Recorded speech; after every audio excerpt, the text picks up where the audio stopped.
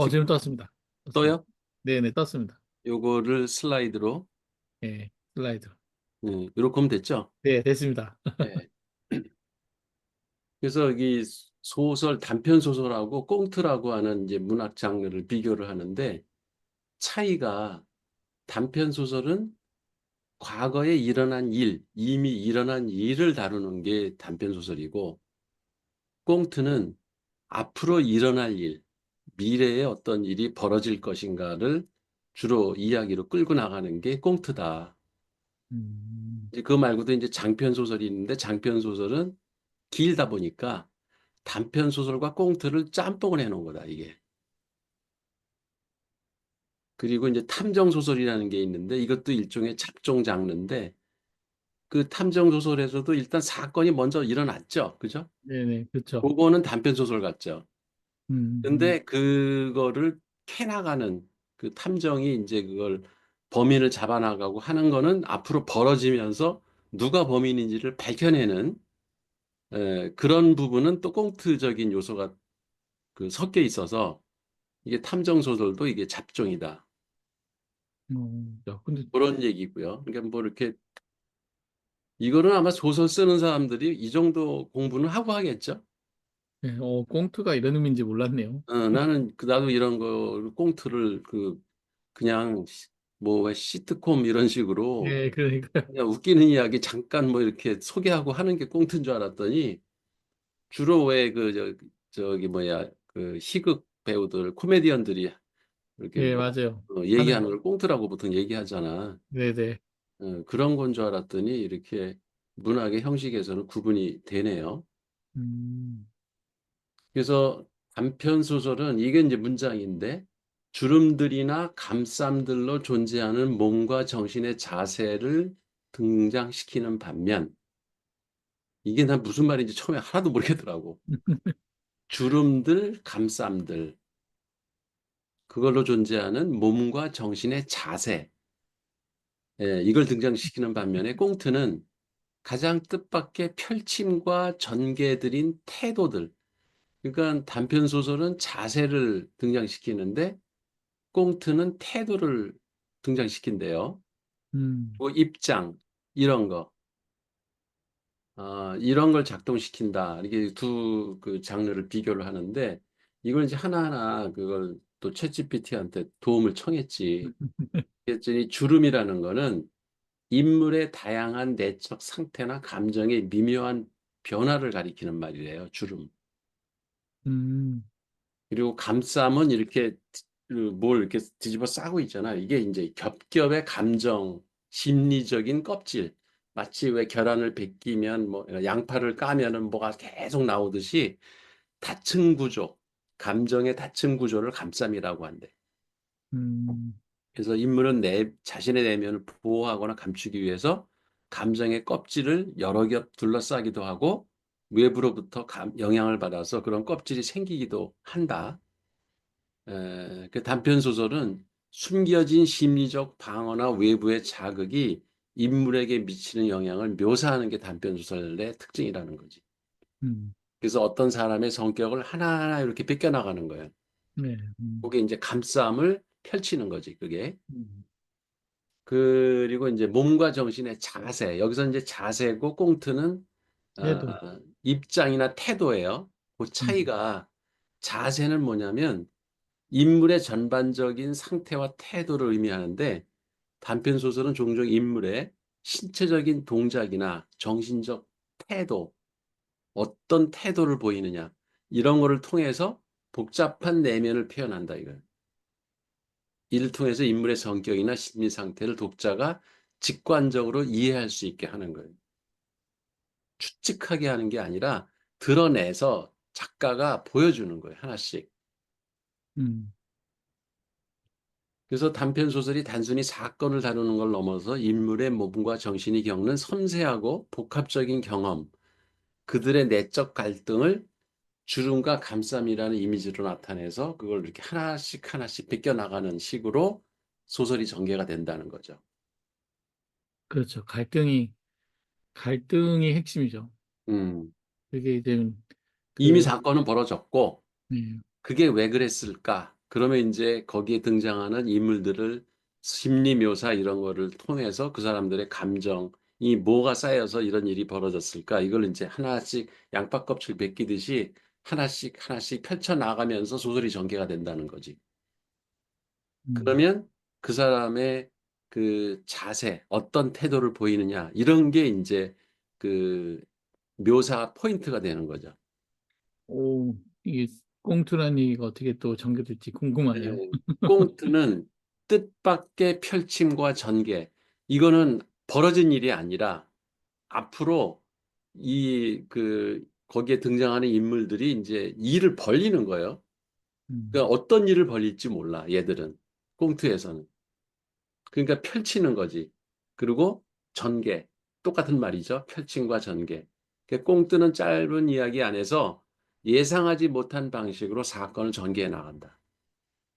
독자가 기대한 흐름을 벗어나기 때문에 읽으면서 아, 이렇게 될 줄 몰랐네? 이런 놀라움을 자꾸 주는 게 꽁트의 특징이라는 거지. 음. 단편 소설은 아, 그랬구나. 이러는 거고. 이해하는 거네요. 응, 지나간 사건이 아, 그래서 그렇구나.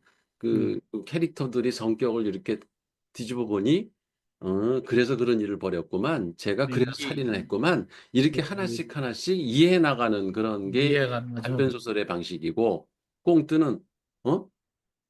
그랬어? 그렇게 될 줄 몰랐는데. 그러니까 의외의 상황이 자꾸 벌어지는 방식으로 어, 그 글을 써나간다는 거죠. 꽁트는. 그러다 보니까 그 사람이 어떤 태도와 입장을 취하는지 그래서 꽁트 속 인물들은 종종 예상 밖의 행동이나 말을 하면서 독자에게 신선한 재미를 준다. 예를 들어서 이제 인물이 사건을 대하는 태도가 의외로 냉정하거나 이 자리에선 냉정하면 안 되는데 음.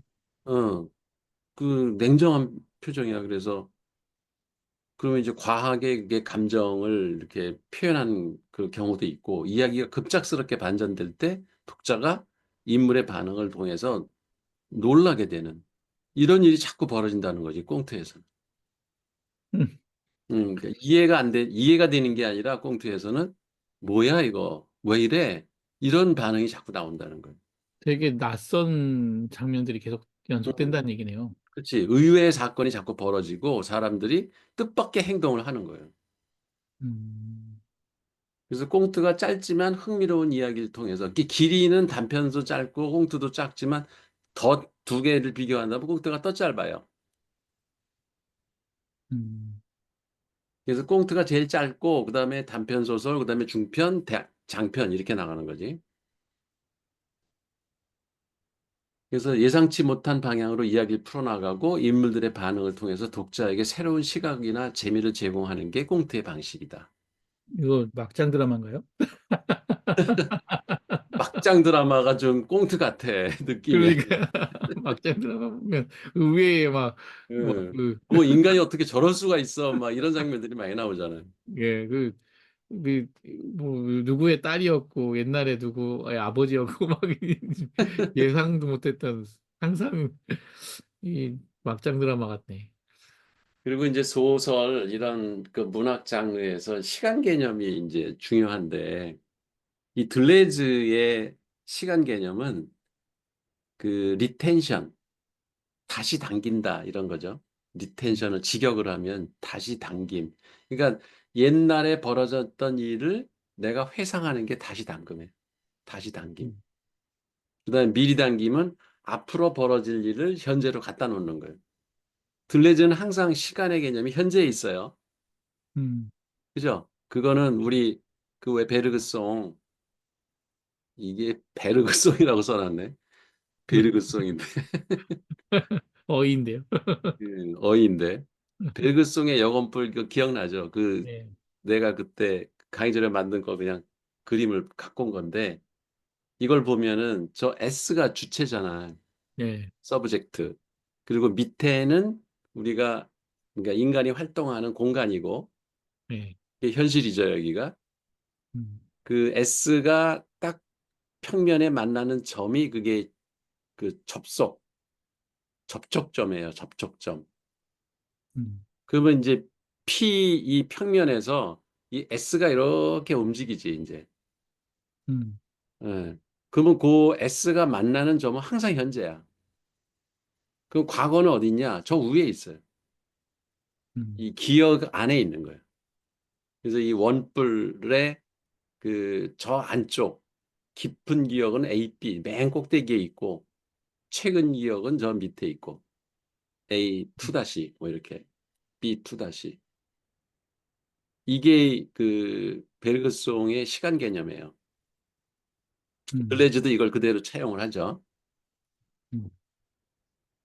네, 그렇죠. 그래서 그 과거라고 하는 거, 리텐션을 한다는 게 과거 거를 다시 당겨서 현재로 만드는 거거든. 그거는 회상하는 거지. 그걸 그렇죠. 풋설은 과거 지정이라고 그랬고, 그리고 이제 미래 시간을 현재로 당기는 거는 미래 지정이라고 그랬어요. 그 풋설은. 근데 음, 이 개념이 원래 아우구스티누스의 명상록에 있대요. 나는 그 읽으면서 그거 못 봤는데 뭐라고 그랬냐면 과거는 이미 지나갔고 현재는 끊임없이 지나가고 있으며 그러니까 현재 진행형이라는 거지 미래는 아직 오지 않았다. 그러니까 아우구스티누스도 시간 개념이 현재에 초점이 맞춰져 있다는 거예요. 음, 그래서 아우구스티누스, 후설, 들레즈 약간 그 표현은 다르지만 개념은 비슷했다. 그래서 들레즈의 시간 개념이 이게 자기의 독창적인 거라기보다는 이런 선대 철학자들의 생각에서 차용을 해왔다라고 이게 얘기하는 거예요. 이 그림을 그래서 회상을 하고 네. 그다음에 이 그림을 찾다 보니까 누가 브런치 스토리에다가 이런 그림을 그려놨더라고. 어, 나는 100% 이해는 못했는데 상당히 도움이 되더라고요. 음, 여기 보면 이게 이제 현실성, 이건 이해가 되죠. 이 네네. P평면, 이게 프레젠트야, 이게 현실성. 우리가 음, 현재에서 도는 거야, 현재에서. 이거를 판이라고 보는 거예요, 판, 플랑, 음, 구른 면. 예. 그리고 이게 하나의 지층을 형성하고 있고 영토이기도 하고 이게 음, 이제 그 우리가 노는 판이에요. 네네. 그 안에서 이 점들이 이렇게 선으로 연결이 돼 있잖아. 네. 그 점 하나하나는 분절이에요. 분절, 이게 예. 절편성이에요. 내가, 분절이고 절편이에요, 이게. 예, 절편성. 그거를 어디다 놓느냐가 배치고, 음, 그거 점들을 어디다가 이렇게 위치시키느냐가 배치고, 그래서 형성된 거를 배치물이라고 하는 거예요. 음, 음. 그리고 점과 점 사이가 간격이고, 에카르트. 음, 에카르트. 음, 그 다음에 이게 이제 하나의 이렇게 몸체를 구성하면 이게 이제 뭐야 하나 실제로 드러나잖아. 그러면은 음. 목적과 방향성이 정해지면 이제 기계가 되고 하나의 실체가 되는 거예요. 지금 연결돼 있는 쟤들을 좀 하나가 실체인 거죠? 이 두 그렇지. 개가 합친 게가 아니라. 어. 그러니까 그렇죠. 그, 요것도 하나의 기계고, 예, 요거, 그렇죠. 그렇죠. 요것도 두 개 단순하지만 기계고, 요것도 음. 기계고, 이런 것들이에요. 아, 그러면 그 관계, 뭐 이 그림의 도식에 따르면 음, 그, 추상적 기계라고 하는 것은 여러 어떤 분절돼 있는 점들을 연결해가지고 그렇지. 그 의미를 하나 만드는 거네요. 목적성을 끼고 기능을 발휘하기 시작했을 때 기계라고 하는 거지. 그게 실체로 안 드러나면 추상적 기계고, 음. 실체로 드러나면 물리적 기계가 되는 거고. 그러면 그 연결해서 역으로 추상적 기계를 유추해내면 음, 이게 어쩌면 하나의 원리가 되겠네요. 그 사람의 그렇지, 어떤 그렇지. 의미 생성 원리. 네. 재밌다. 그다음에 이 네. 프레젠트, 이게 이 액츄얼리티, 현실성 이 평면에서 우린 노는 거고, 이게 현재고, 그 음, 현재의 접속, 여기 만나는 점, 요 S가 이렇게 딱 이 현재에서 만나서, 여긴 현재가 우리가 활동하고 있는, 이게 운동 이미지가 여기서 작동하는 거예요. 네. 여기서 이동하는 게 운동 이미지야. 음, 그리고 이제 이건 과거지. 안으로, 기억 속의 과거. 안에 음, 들어가면. 그건 이제 잠재성이고, 그래서 지금 그 점은 S가 만나는 저 접점에서 접속을 통해 가지고 일위성 주체, 서브젝트에 의해서 만들어지는 게 저 점인가요? 점은 그냥 흩어져 있는 것들이고 어, 여기서 이 서브젝트 이 저기 사람이 주체가 네. 어느 점에서 만날 수도 있고 어떤 때는 선을 지나갈 수도 있고 어떤 아, 때는 기계를 딱 만날 수도 있고 그렇게. 그런 거지. 요 점에서 이게 이걸 만남으로써 점이 성장되는 건 아니에요. 오케이. 점은 이미 정해져 있는 거네, 이미 지층. 여기에 판에 깔려 있는 거야. 예, 지층이니까. 지도 예. 같은 거네, 지도. 음. 그리고 이제 이게 이 지층을 벗어나면 이게 이제 탈지층화가 되죠. 과거의 지층에서 벗어났으니까 그렇지. 탈지층이다. 이게 옛날에는 이게 저기야 현실성이었어. 옛날에는 네, 그렇죠. 프레젠트였고 요것도 옛날에 프레젠트였고 네, 근데 다 지나왔기 때문에 지금은 여기에 있는 거죠 우리가. 네, 그래서 그렇, 이 지층을 계속 벗어나서 여기까지 와 있는 거죠. 네. 그리고 이제 지층 안에서의 거리, 이 점 간의 거리, 이거를 이제 강도라고. 근데 이건 내가 잘 이해를 못했어요. 아직 확실하게 이 개념이 들어오질 않아. 이 어, 강도라는 개념이. 인텐시티거든요. 인텐시티. 강도. 이게, 이게 결국 그 전달은 디스턴스를 가지고 하는 걸까요? 음. 유사도. 우리는 유사도를 가지고도 그때 얘기를 했었잖아요. 그렇게 얘기한다. 그러니까 요런 점들 간의 간격, 요거 네, 간격, 간격. 이거는 또 아닌 거야. 이 강도가. 아, 개념이 크잖아요. 이게 점이 아니라고 지금. 여기 위에 있는 이런 점들은 있는데 그것 간의 간격이 강도가 아니라 이 원뿔의 이 지름, 음, 이게 강도예요. 그러니까 내가 그냥 추측하기로는 이건 좀 공부를 더 해야 될 것 같은데 이만한 과거의 우리 기억이 있잖아.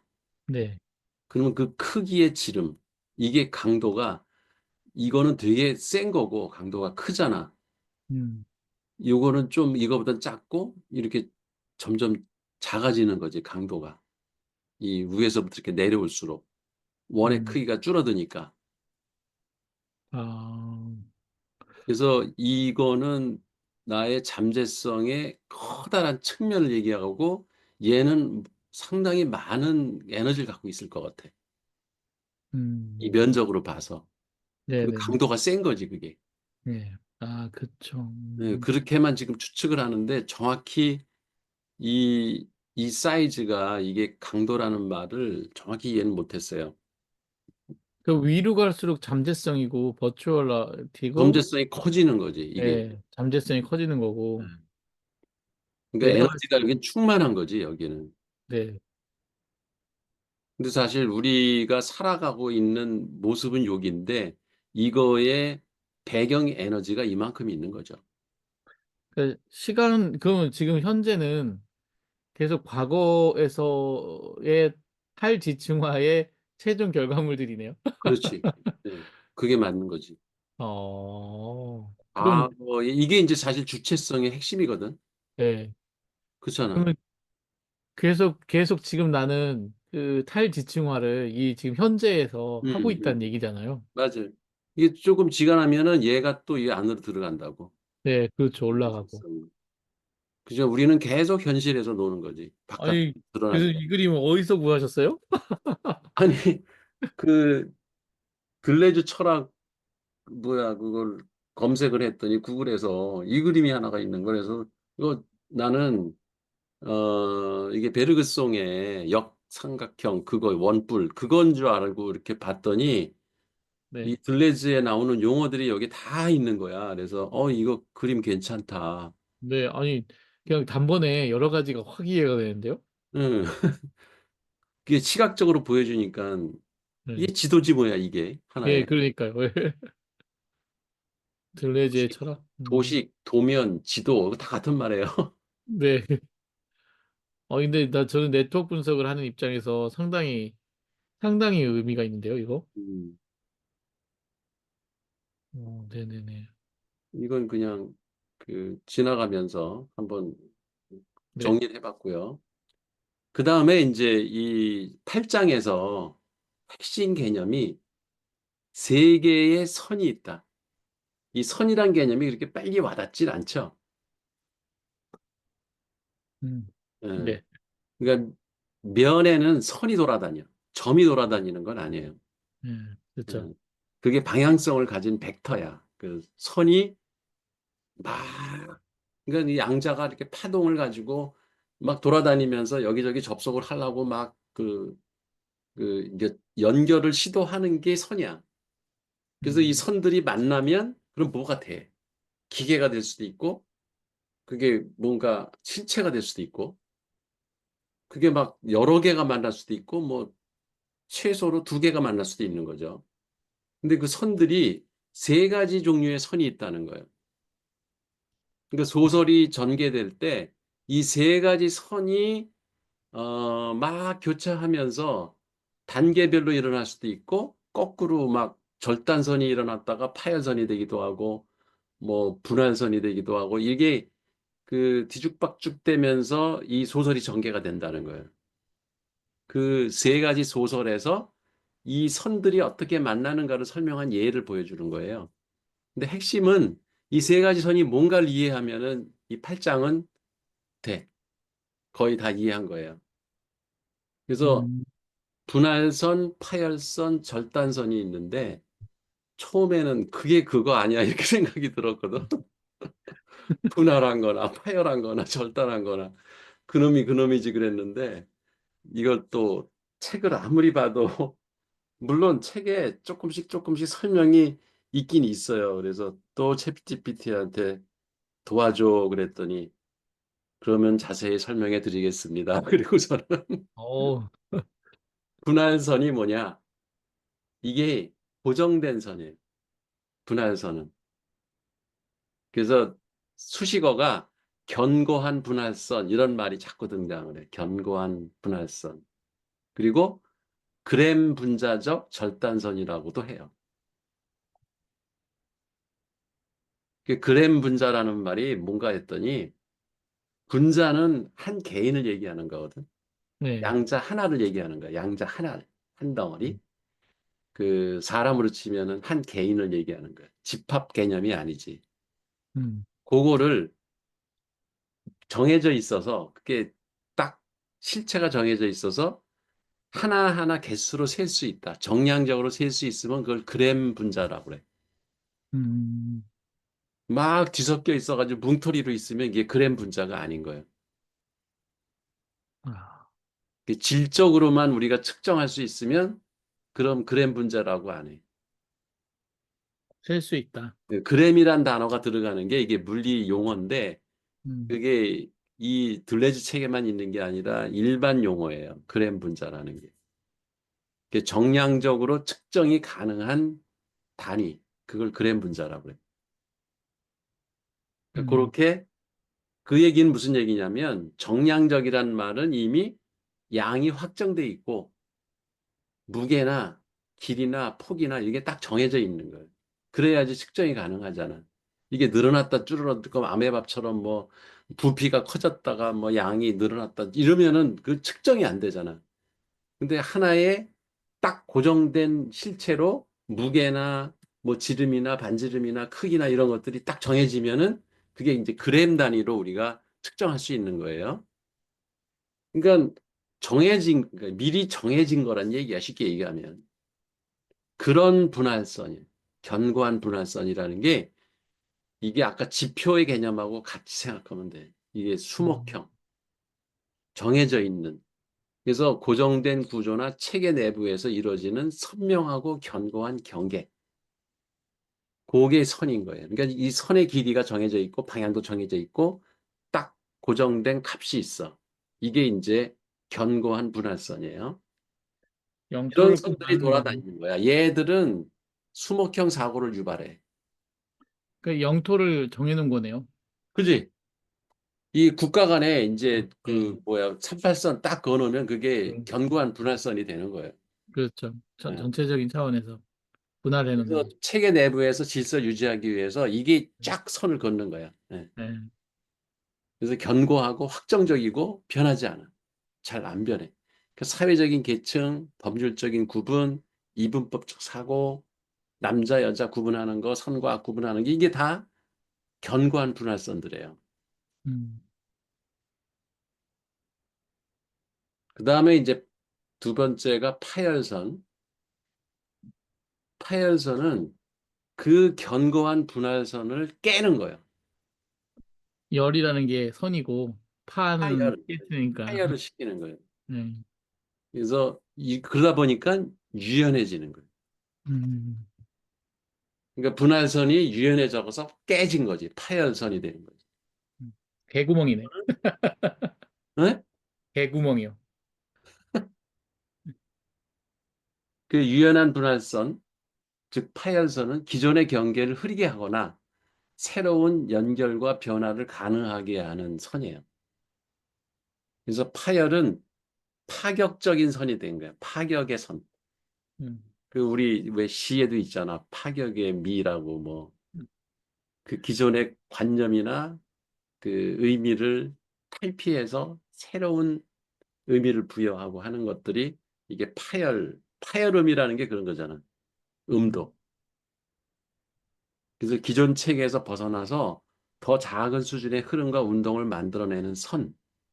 여기도 운동이라는 말이 나오네요.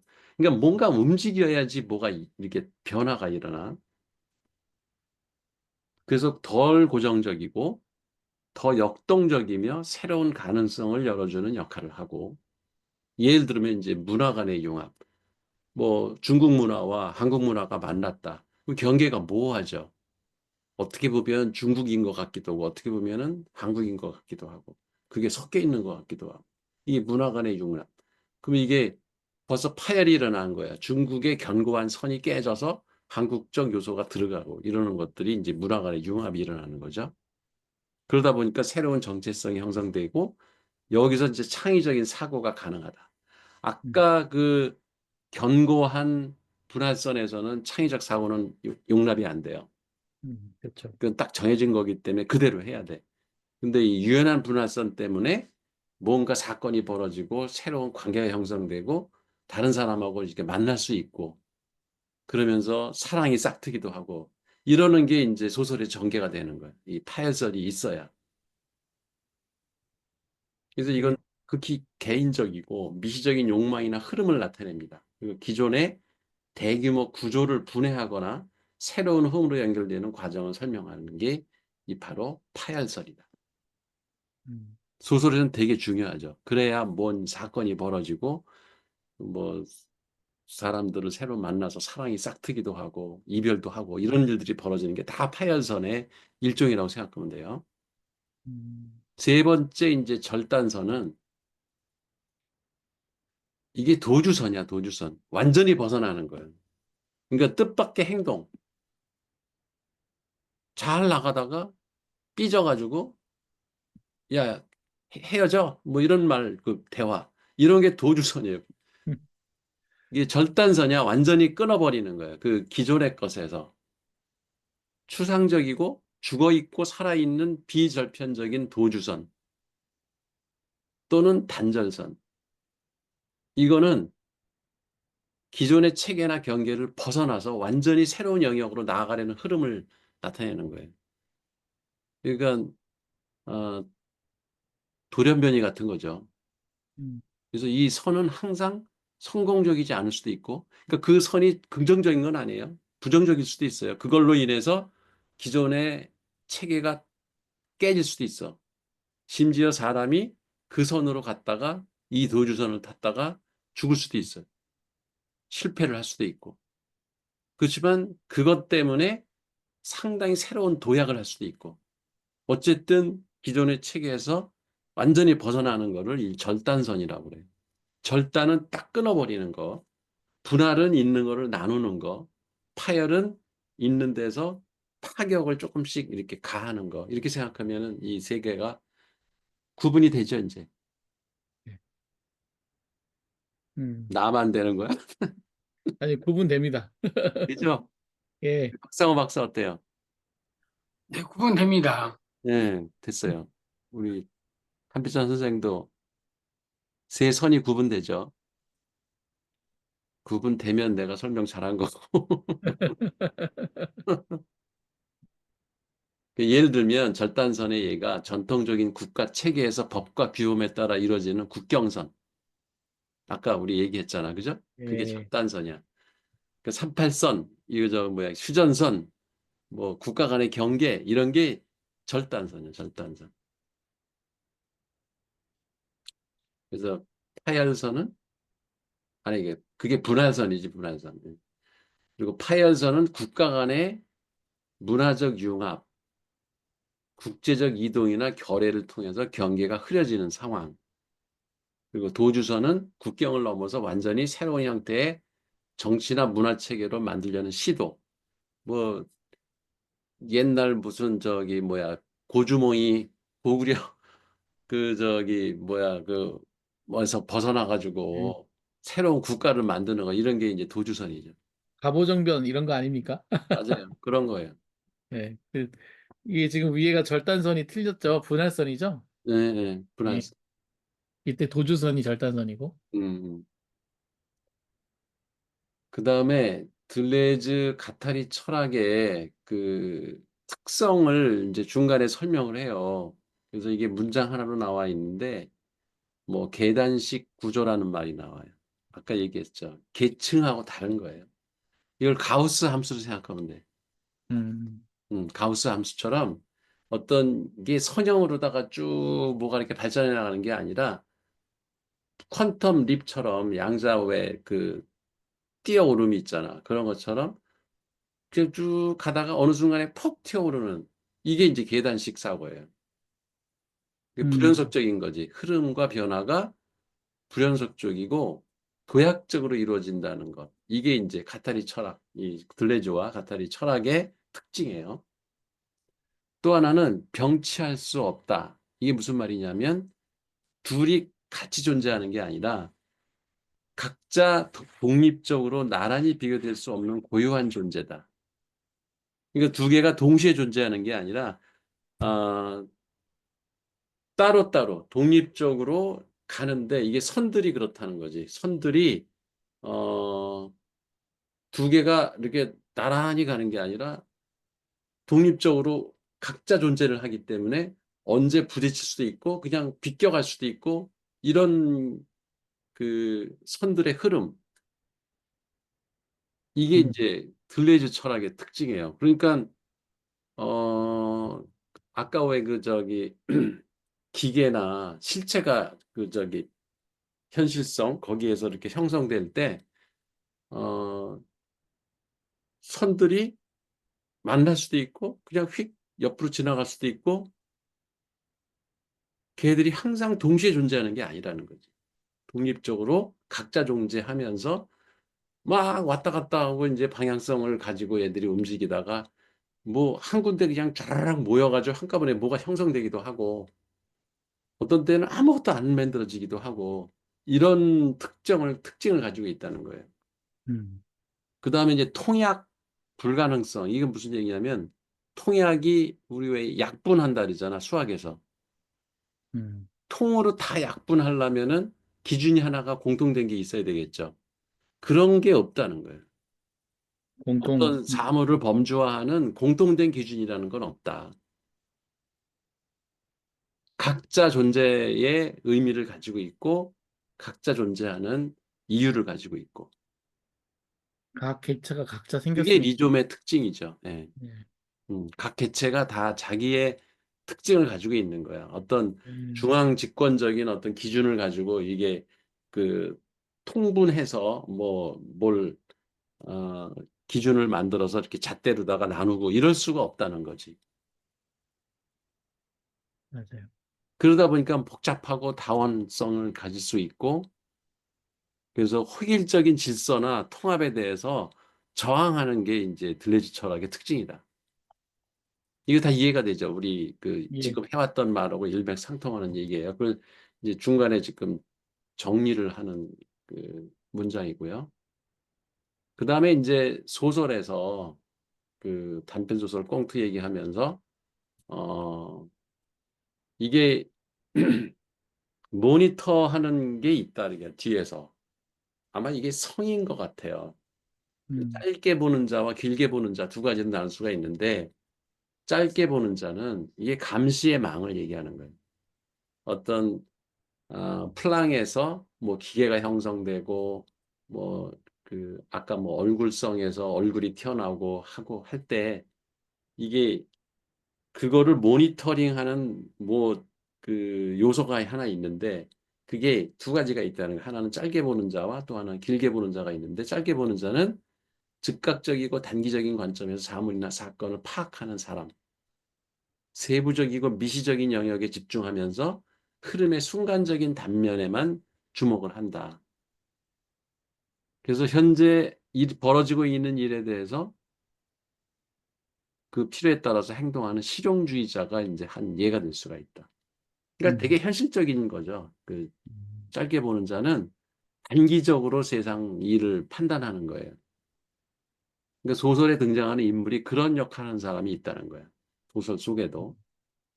그리고 길게 보는 자. 이 사람은 장기적이고 전체적인 관점에서 사물이나 사건을 바라보는 사람인데 큰 흐름과 구조 그리고 시간의 연속성 속에서 의미를 탐구한다. 그러니까 미래를 계획하거나 역사의 긴 흐름 속에서 현재를 이해하려는 철학자가 이제 그런 길게 보는 자의 한 예라고 할 수 있겠죠. 음. 이런 사람들의 갈등이죠. 그렇죠. 예, 그 인물이 그런 이런 캐릭터를 갖고 있는 사람들이 꼭 등장을 해요. 그 예, 소설 맞아요. 속에는. 그리고 이제 그 단어 커플이라는 말이 자꾸 나와요. 그래서 이제 커플 하면 우리는 이성 그렇게 만나는 한 쌍을 갖다 생각을 하는데 그러니까 자꾸 맥락이 이해가 안 되더라고. 그래서 또 물어봤지. 도대체 커플이 왜 이런 말이 자꾸 등장을 하냐 그랬더니 커플이 딴 게 아니더라고. 영어로 그냥 커플은 쌍이야, 쌍. 아, 이항적 구조야. 그래서 선과 악이 하나의 커플이고 원인과 결과가 하나의 커플이고 주체와 객체가 하나의 커플이고 그 대비되는 개념. 그러니까 나무성과 리좀성 이게 또 커플이고 그런 걸 다 커플이라고 이 사람은 얘기하는 거예요.